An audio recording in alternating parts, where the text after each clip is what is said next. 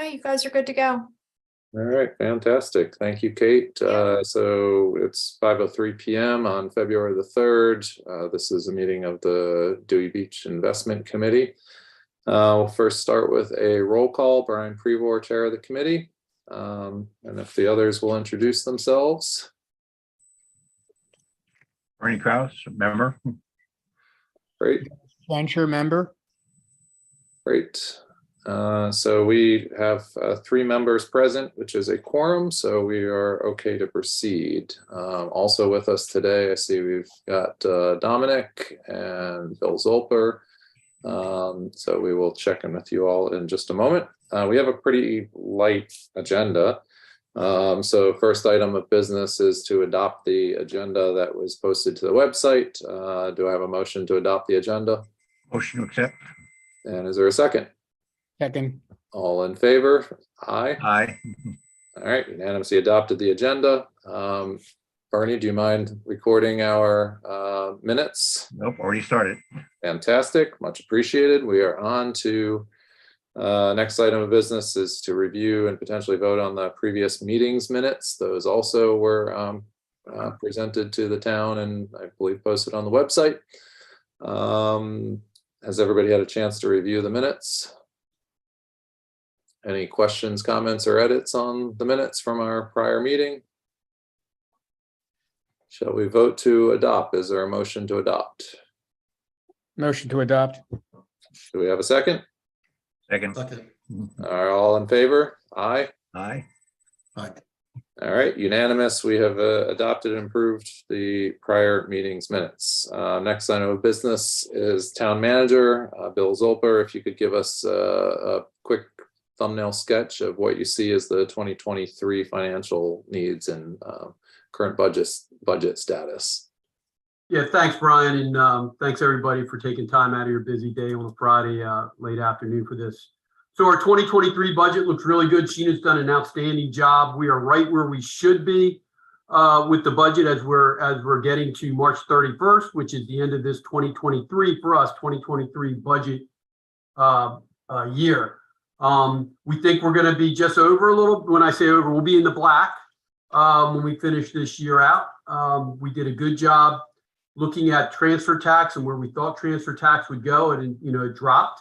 But we did make transfer tax, which we estimated at about $700,000. Sheena did that.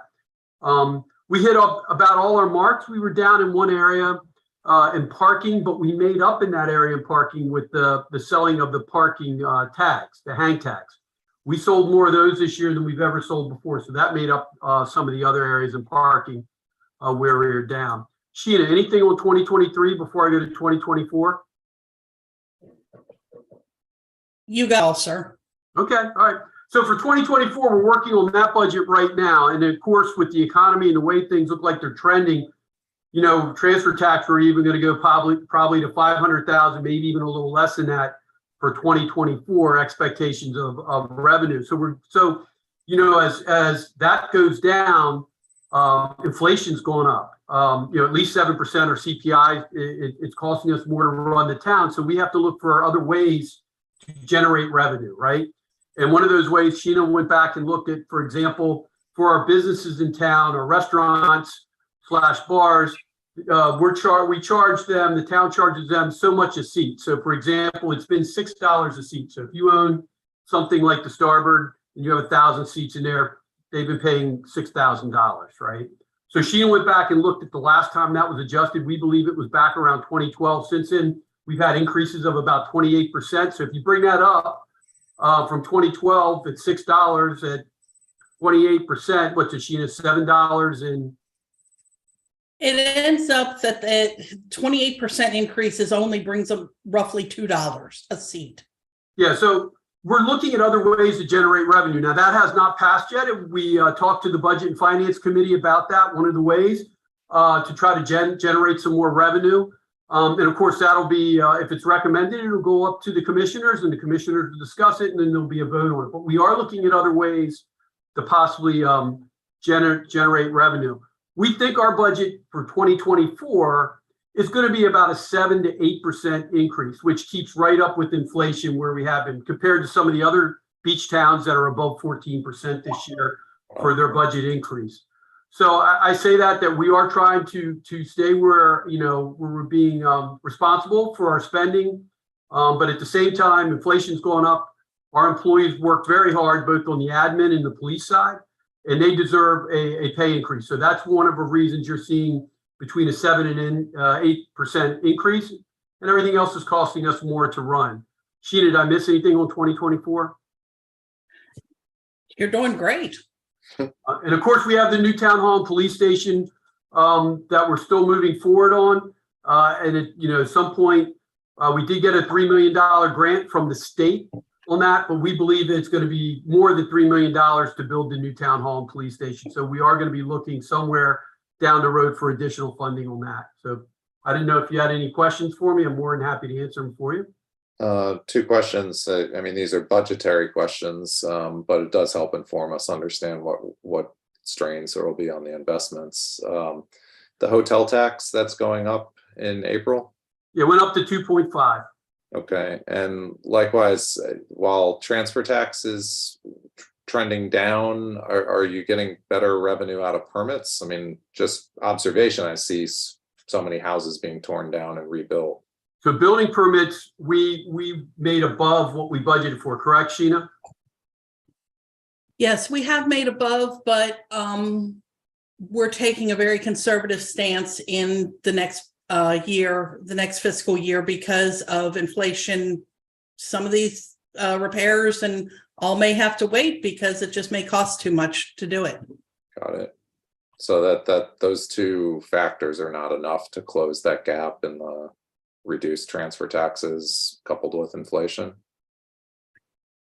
We're reducing transfer tax. We're increasing building, but not as much as you would think with how many properties have transferred. I see. We're just being very diligent on watching our expenses. Okay.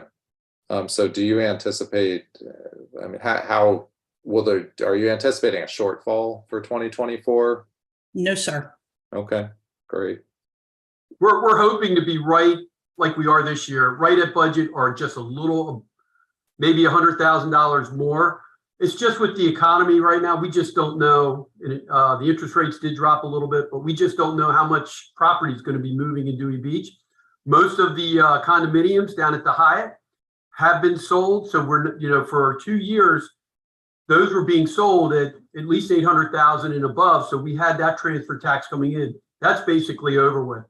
So we're not going to have that steady stream that we had at the Hyatt during those 2 years. So we're just trying to stay where we should stay and make sure we take care of our employees. Great. Okay. Very helpful. Any questions from other members on the committee?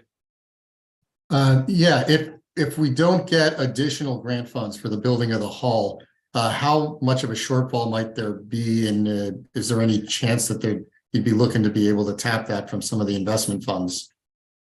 So I think the commissioners already committed, and Sheena, correct me if I'm wrong on this, 1.8 million above the 3 million. So we're pretty close to 5 altogether right now. But I still believe when we go to put the shovel into the ground, we take bids on the actual building of the new town hall and police station, it's going to be above the $5 million. They allocated 2.5 million. Okay. And we've been using some of that for the fees associated with the design and things.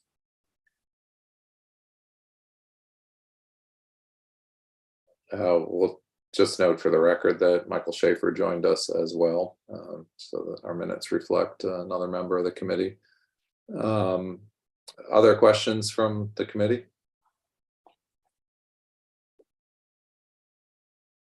All right. Well, thank you both Bill and Sheena, much appreciated. Dominic, do you want to take us through the next item on our agenda, which is portfolio review, quarterly, I guess year end? Yeah, absolutely. Thank you. Just to be clear on that last point, the 2.5 million that was committed is coming from somewhere else besides the investment accounts, correct? It is sitting in Fulton Bank right now. Excellent. Okay. Just wanted to clarify that. I thought so, but worth a clarification. Yes, sir. Great. Well, thank you all. Appreciate it. Yeah, happy to kind of dig into the performance and kind of the overall investments. You know, I think as we sit here kind of a month after year end, certainly financial markets have had a pretty stellar January, and really early February rebounded, you know, quite a bit, which is good. Whether they stay here or not, I think is certainly, you know, up for debate. But let me just share my screen real quick and we'll run through everything here. I guess before I get started though, is there anything on anyone's mind that that you would like to cover? I mean, I think this was sent out to everyone, so hopefully you all had a chance to take a look. But anything you would like me to cover, like me to kind of dig into a little bit further? Not to cover, but just a note, Dominic, as you know, but I think important for the rest of the committee to know that I recently changed jobs and now work for an asset manager. And so I am recused from any decision that has anything to do with my employer, which is Blackstone. My understanding is we don't hold anything now, but if we were to consider anything in the future, I would have to be recused from that decision making. So just want to note that for the committee. Appreciate it. Thank you. Anyone else before I go ahead and get started? Okay. Well, I'm sure there will be questions as we move through it. So kind of as we, sorry, my problems on my side.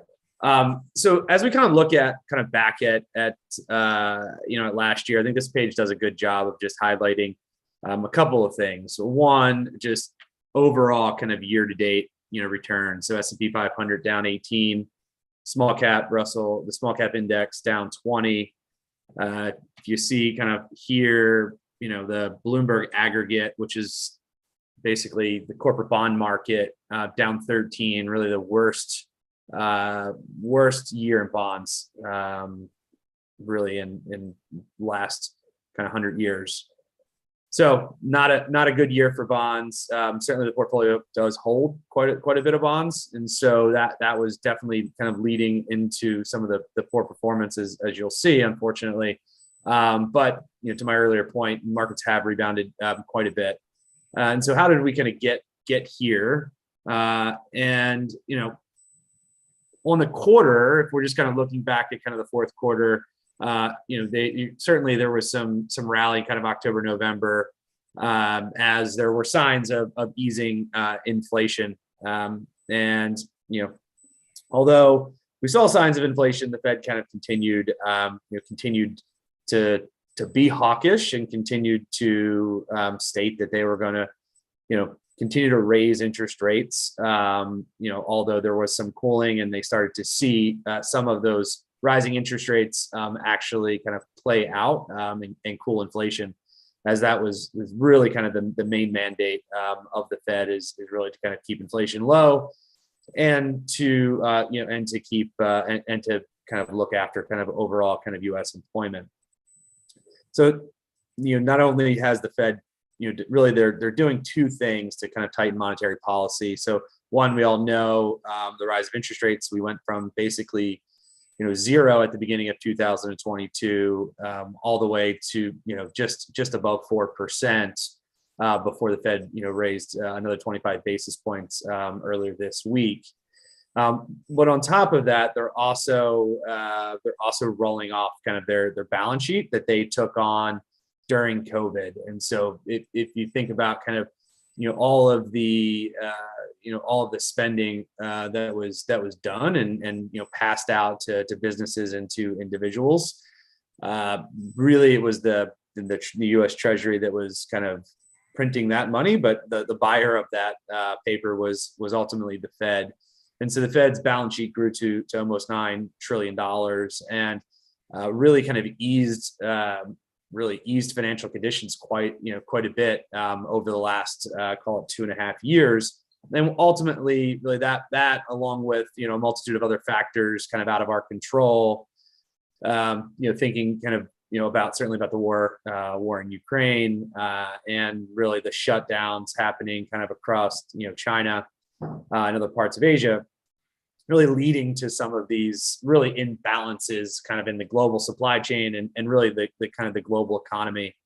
And so that really led, not only did we have kind of excess money in the system, kind of these other macro factors happening around the world that really was the driver of inflation. And so as they're tightening kind of the monetary policy through interest rate hikes, they're also rolling off the balance sheet to the tune of $95 billion per month.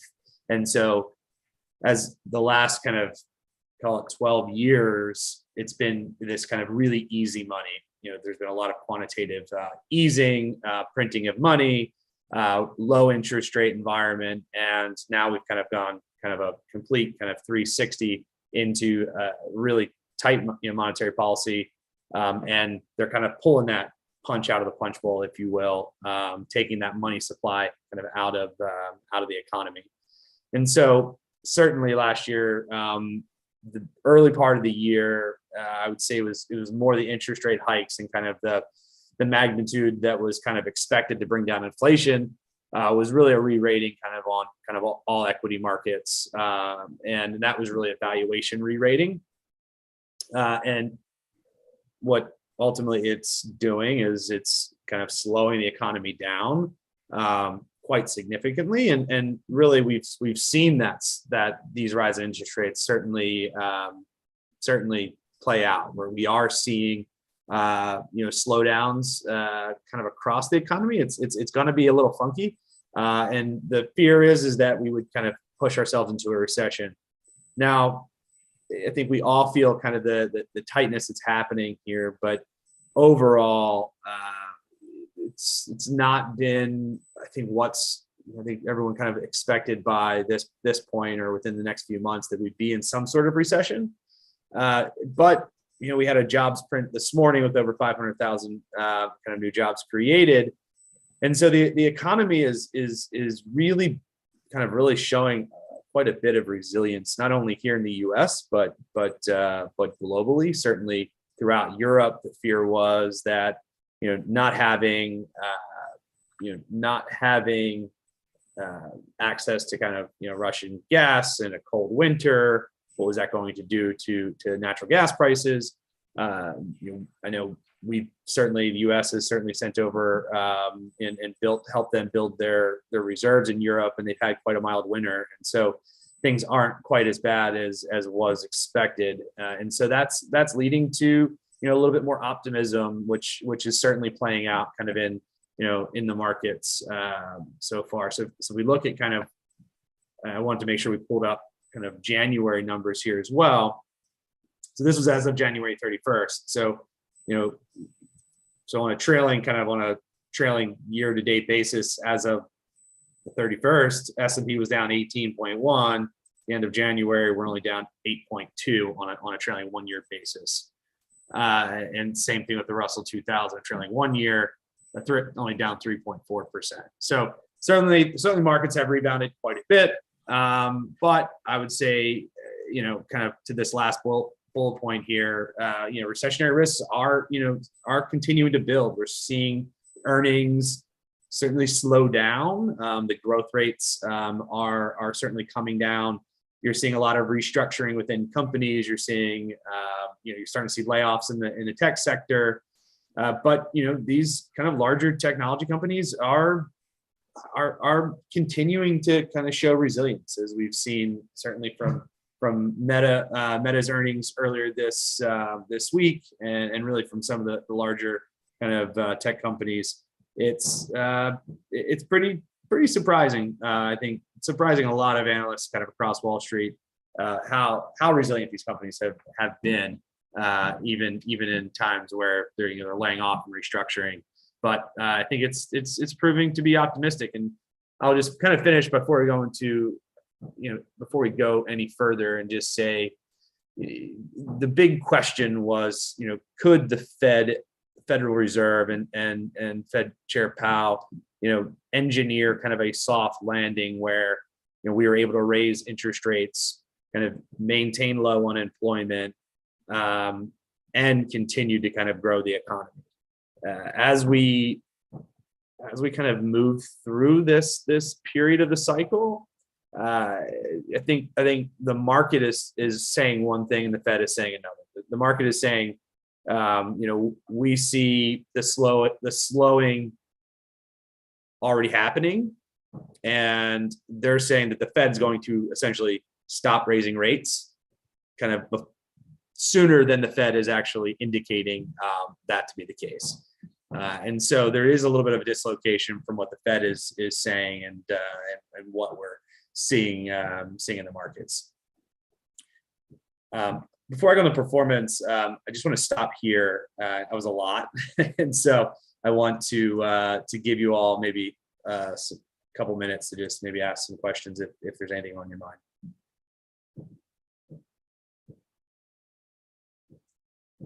Not? Keep going. No questions. A lot of headwinds. A lot of headwinds for sure. There's a lot of uncertainty, and I think that's ultimately, there's a lot of uncertainty, and you're starting to see you're seeing some of the retail kind of traders back into the market, bidding up some of these really kind of honestly worthless securities that are the quote unquote meme stocks, and that's ultimately not a great thing for the market. But you look at a jobs report like today, and you kind of shake your head. Can we restructure and keep people employed? I mean, will we be in a recession if we have full employment?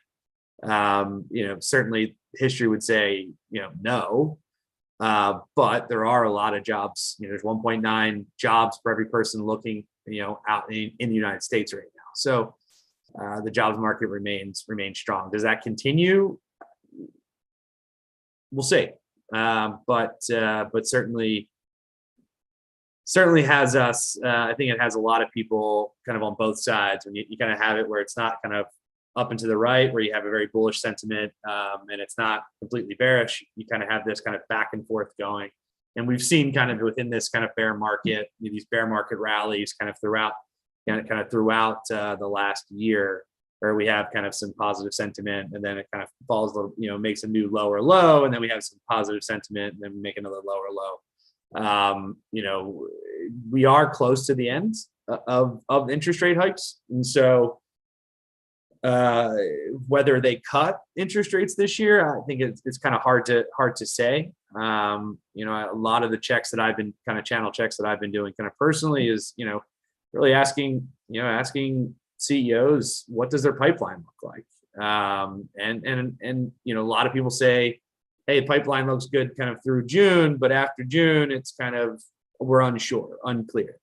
And so, is this recession kind of getting pushed later and later? I think that's just time will tell. But that's a little bit more of what I'm seeing when I'm talking to different businesses and different clients. And so it could be later ultimately, but we could have a soft landing, and it could be very mild in nature before kind of a new cycle starts again. So with that, let's go through performance. So overall here, all the accounts, so the two short-term accounts, and then the long-term account. So the long funds, this is what we typically look at, where the majority of the assets are. So on the year, down 13%. If you kind of look what's contributed, certainly 70% in bonds, down 9.4, not great, but certainly we're earning some of that back. As you can see, kind of on the quarter up 1.5, and as interest rates on the longer end of the curve have kind of come down, that's certainly been It's certainly been a tailwind to the bond portfolio, and so we've seen performance definitely pick back up because of it.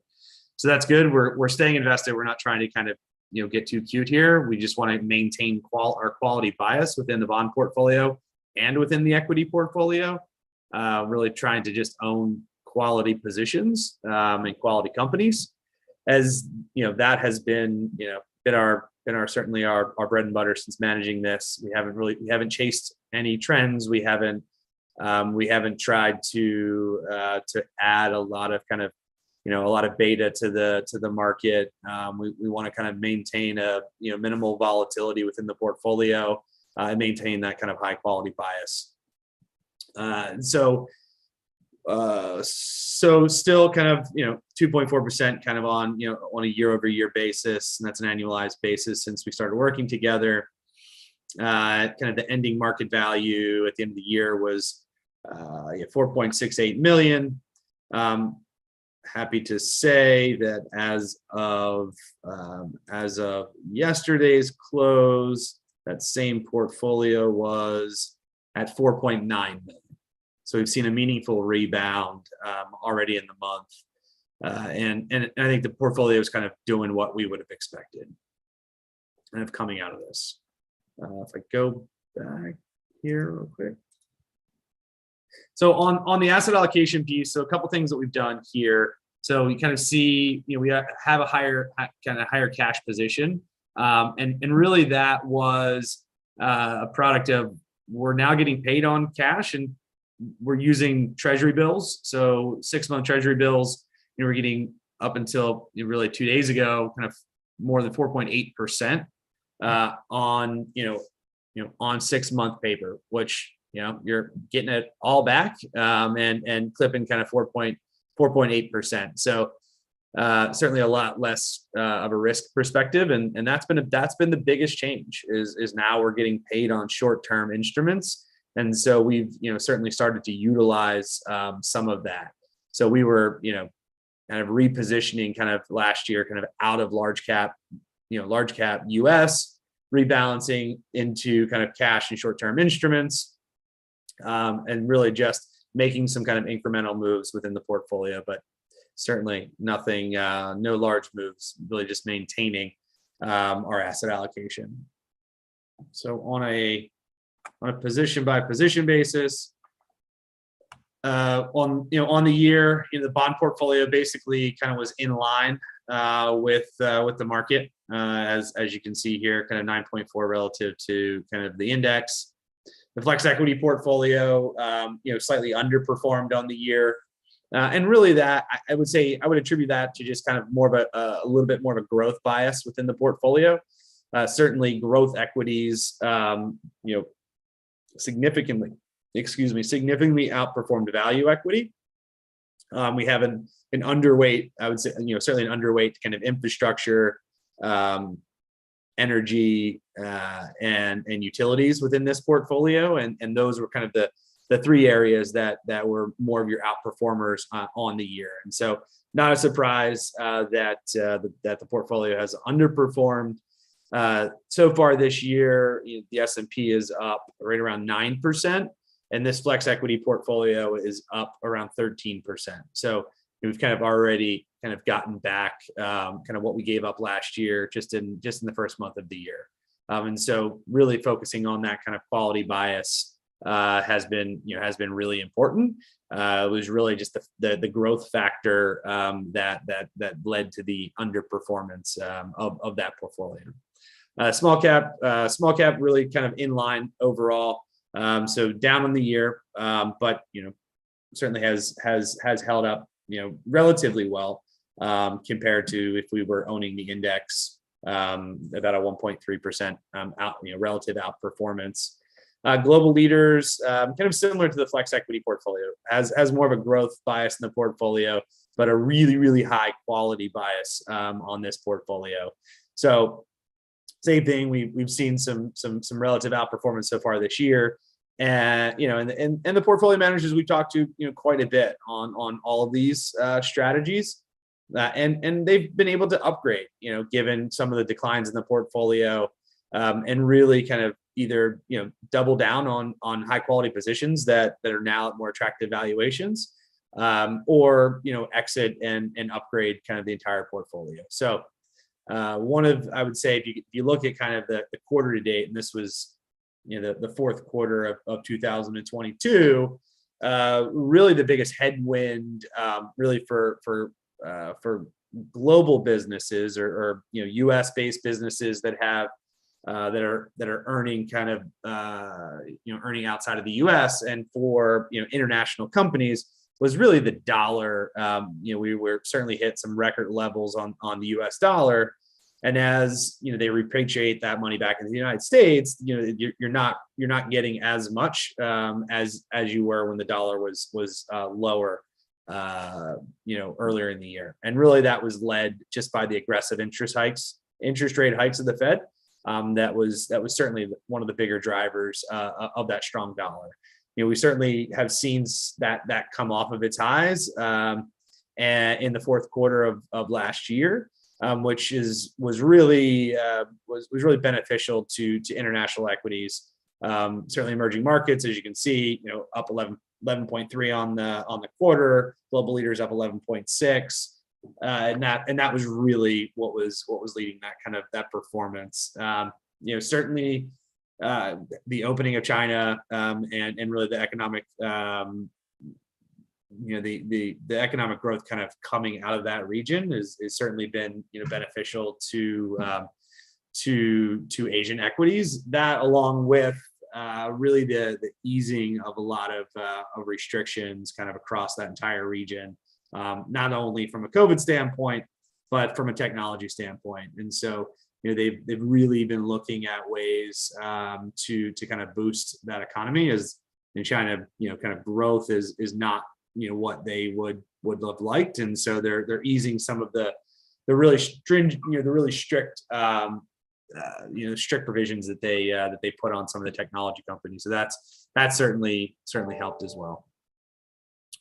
I'm just gonna stop there, because that was a lot of me talking, and see kind of if there's anything on your mind based on anything I said, or really just one question for you, Dominic. This is a strange time, or at least strange based on recent history, to where cash is paying so well. And do you see a need to shift, or maybe a desire to shift out of bonds and into cash, which is effectively just another bond instrument? I'm hesitant to do it, and here's why. For a couple of reasons. One, the worst of it is kind of behind us. And two, the worst of it from a bond perspective, I would say. I mean, we can certainly see, we've certainly seen a lot of volatilities in interest rates, but the majority of the hikes more than likely are behind us. So from a starting point, bonds look relatively attractive, especially if the Fed, steps in at some point, either this year or next year, and starts cutting rates. Like that's going to be beneficial to bonds. Also, from a principal perspective, just the principal of the bond portfolios has come down. So by selling, we would be giving up, and selling kind of at a loss, which I'd prefer not to do, and just trying to kind of preserve and kind of earn back through income generation and through bond selection, kind of to get back to that kind of that even mark. If we had some gains in the bond portfolio, I would say, yeah, absolutely, let's do it. But I think we just kind of earned back, and it's going to take some time to get back to kind of where we were.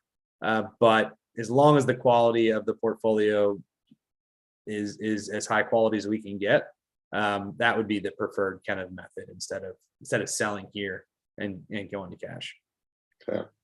Are money markets paying close to that same yield? They're paying our money market's paying 4.1% right now. Wow. Yeah. So that is the biggest change. That is a massive shift. I know you don't manage the Fulton Bank cash, obviously. Sheena, do you know what the Fulton Bank money is held in? Is it in a money market?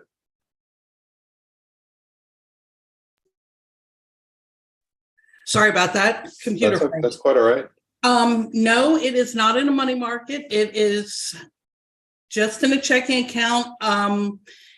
We have worked out a deal with them. We're in a government plan where they charge us lower fees, but we don't get interest. They use any interest that would be earned to offset the fees. I wonder if we should revisit that. I mean, if money markets are paying in the range of 4%, I can't believe the fees are anywhere near that. And we've got, you said $2.5 million sitting there right now. We've got, yes, that much and more. Yeah. I think that should be an absolute push to recalibrate the cash holdings at Fulton Bank. There is a new branch manager at our location, and I'll reach out to him Monday and see if we can, Bill and I can meet with him and look at what the options are available. Yeah. Yeah, we'll go over there and do that, Brian. Flexibility, but you know, it seems like we should definitely be getting some return. Not a problem. Yeah, it's Great. definitely a big shift. It might just be in a different account. Yeah, I mean, I would assume they can link two accounts. We can keep the same liquidity for checking just by drawing off of the other money market or some other similar vehicle. And if we can be helpful and open up a sub account and just park the money there, and we can certainly do that too. So Yeah, you tell us. I think that all makes good sense, and you know, I think we'll be interested to hear about that at the next meeting. And Sheena, don't hesitate to reach out. I mean, if they aren't able to, to do anything, you don't need the money for, some time. We can, Jean's on the call here. So Jean's, who's your client service advisor. So she worked closely with myself and the team, and can kind of help facilitate that. So, definitely don't hesitate. We're happy to help. Not a problem. I will start making calls on Monday. Perfect. Fantastic. Thank you, Sheena. Thanks, Bill, as well. And Sheena knows how to reach me. I think we've had several email exchanges through the years. So I'm happy to provide whatever you need to help if there's a change to be made. Yeah. Okay, thank you. Great. Other questions from the committee for Dominic? Dennis, I think you're on mute. I was just going to say, I was on the board of a nonprofit, and we moved all of our money, a lot of our money, from a bank into the investment advisory company because of that. I'm not saying we should do that. I'm just saying they did. It makes sense. Yeah, I think it makes sense to explore what the options are. I'm not familiar with the, what array of options Fulton Bank may offer. I suspect Brown can step in and I presume have a cash feature as well that would mimic a checking account. So, we shouldn't be leaving all the money on the table. Plus, what happened is Fulton Bank, we're with the money we had was with the Fulton Bank. They cut us a lot of concessions as well. Mm-hmm.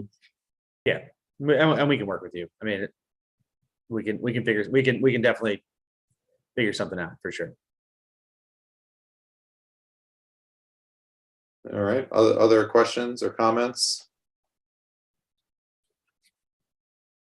4% of 2.5 million is $100,000. So I can't imagine our fees are going to be that much. There's no way our fees are that high. Not even close. So yeah, hopefully there are some other options available.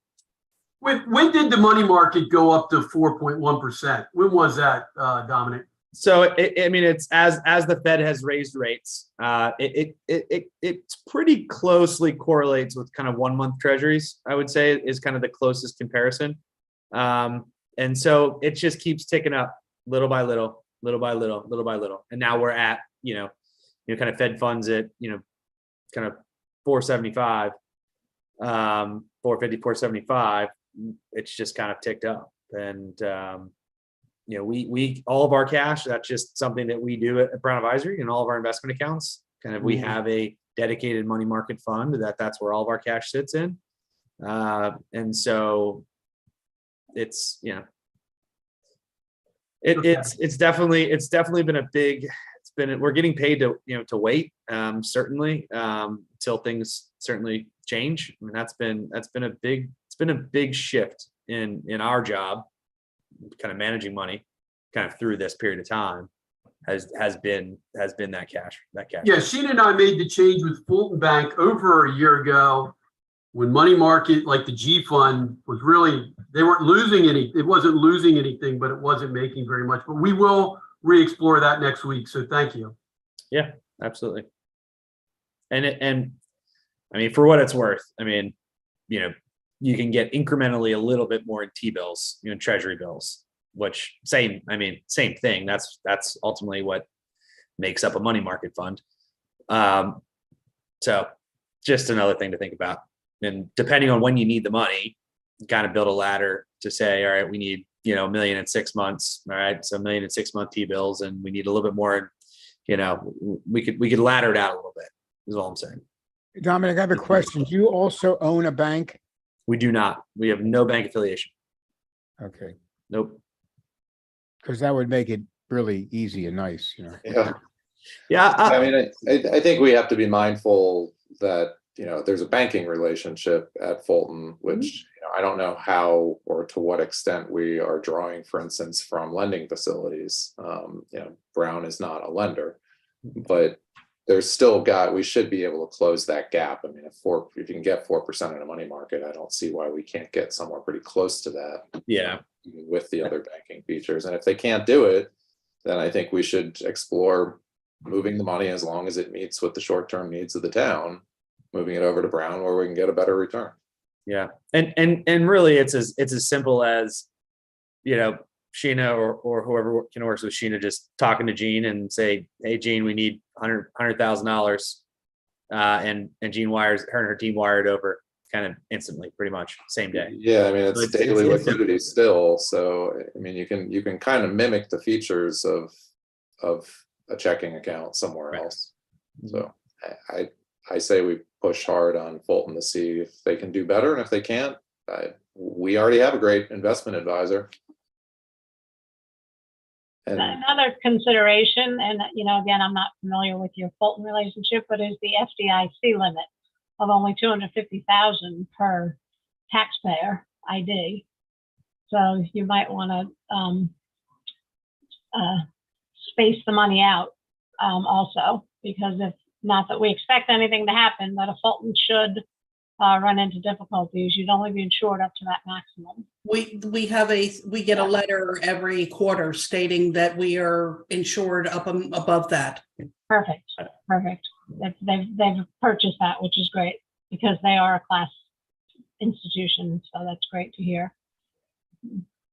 Great.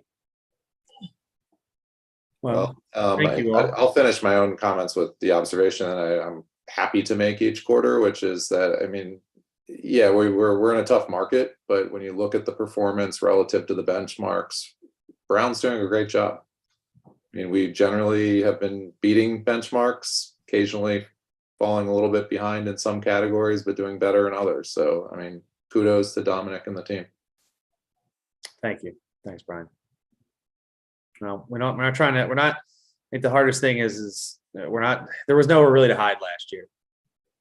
Couldn't go to bonds. You couldn't go to, no stocks were working really, unless you went all in on energy, which we're not going to do, which is not the prudent thing to do.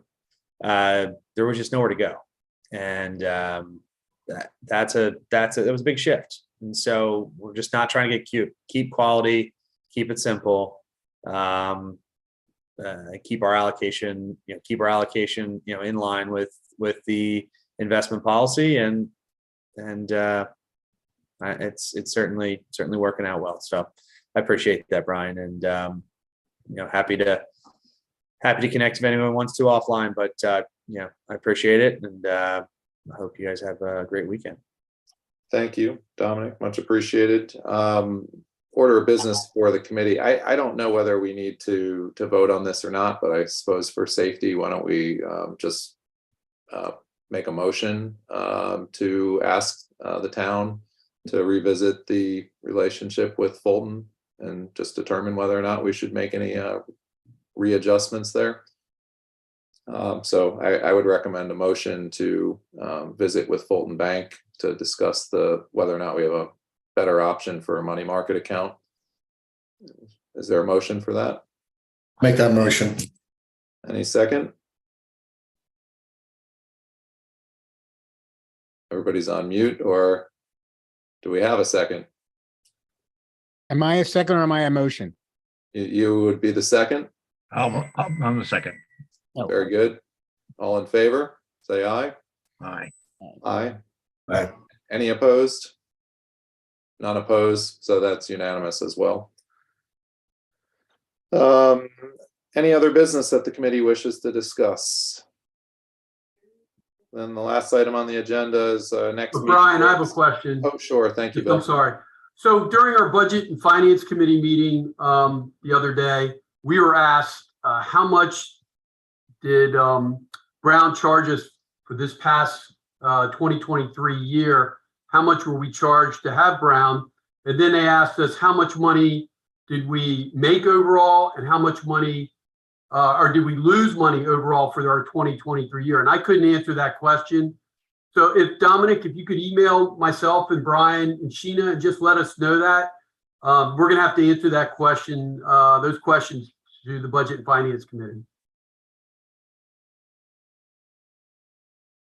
I just want to say, you don't lose until you sell. Fair point. Yeah.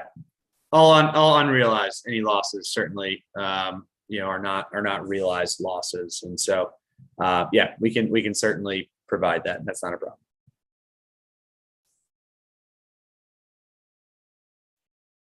If no other business, then we can go to our next meetings.